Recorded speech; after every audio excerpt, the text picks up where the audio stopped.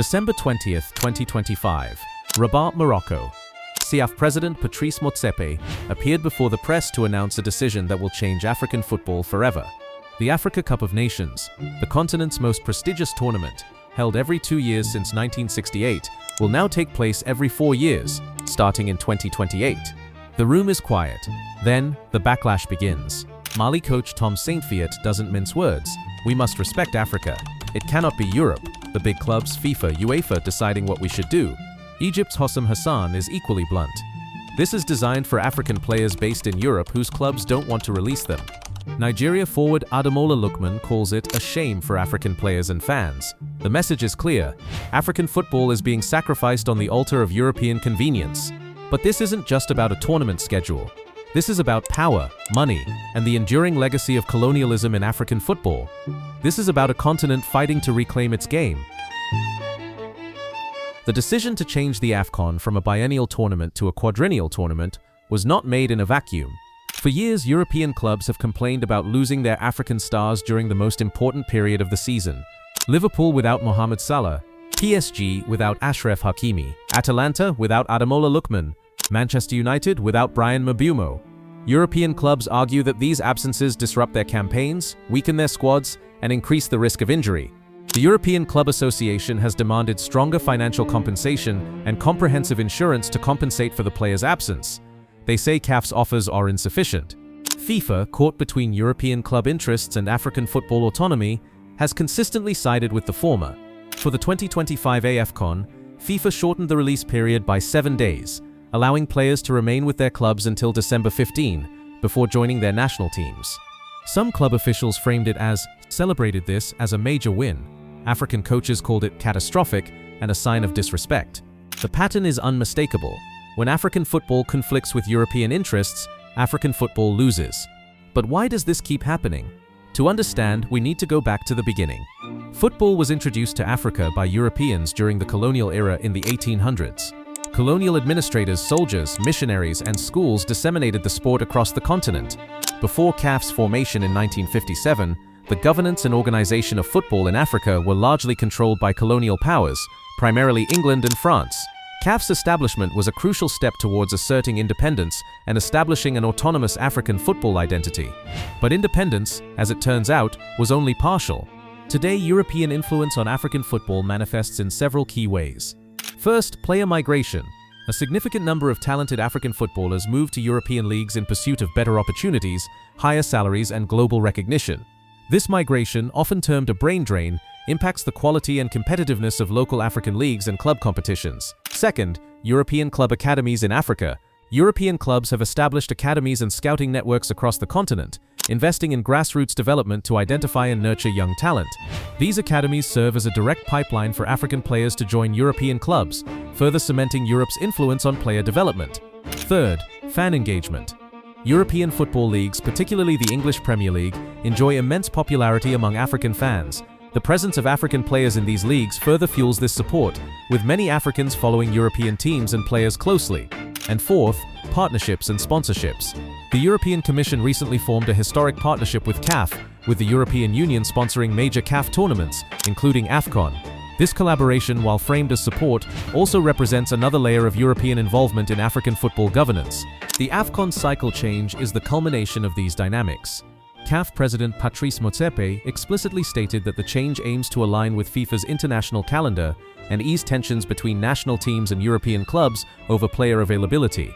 In other words, the decision was made to accommodate European clubs, not to serve African football. Moroccan national team head coach Walid Regragui suggested that European clubs could place greater value on African players and offer better salaries if they only had to leave for the AFCON every 4 years. Regragui also believes that holding the AFCON every 4 years could elevate its status as a major global event. However, even Regragui's optimism is tinged with pragmatism. Essentially, he argues that African football must accept European dominance in exchange for better treatment of African players. The broader implications of this decision are profound. For decades, African football has struggled to assert its independence from European influence. The colonial legacy is not just historical, it's structural. European clubs control the careers of Africa's best players. European leagues dominate African television screens.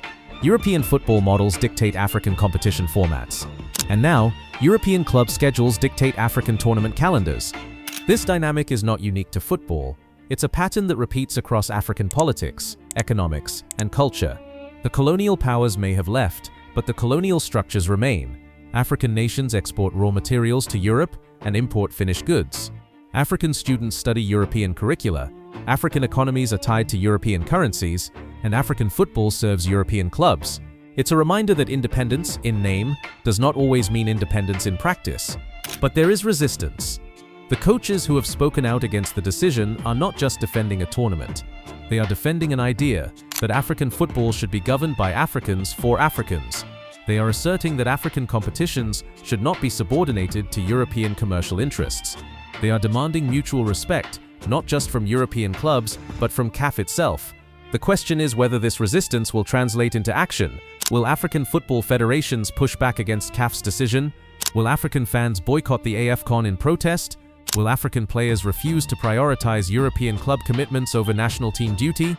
Or will the decision stand, and African football will continue to operate on European terms? The stakes are high. AFCON is more than a tournament. It's a celebration of African identity, a showcase of African talent, and a symbol of African unity. Reducing its frequency diminishes its cultural significance. It sends a message that African football is less important than European football. It reinforces the hierarchy that has existed since the colonial era, and it undermines the very autonomy that CAF was created to establish. Moreover, the decision to align AFCON with the World Cup cycle raises questions about CAF's priorities. Is the goal to develop African football, or to make it more palatable to European interests? If the former, why not invest in improving local leagues, enhancing youth development, and increasing prize money for African competitions? If the latter, why not just admit that African football is a subsidiary of European football and be done with it? CAF claims to be acting in the best interests of African football, but the decision suggests otherwise. The historical context is also important. AFCON has been held every 2 years since 1968, with only one exception. This consistency has made it a fixture of African football culture. Fans plan their lives around it. Players dream of representing their countries in it. Coaches build their careers on it. Changing the cycle disrupts this tradition. It breaks a rhythm that has existed for nearly 7 decades. And for what? To appease European clubs that have never shown reciprocal respect for African football. European clubs don't adjust their schedules for AFCON. They don't compensate African national associations for player development. They don't even release players early enough for adequate national team preparation.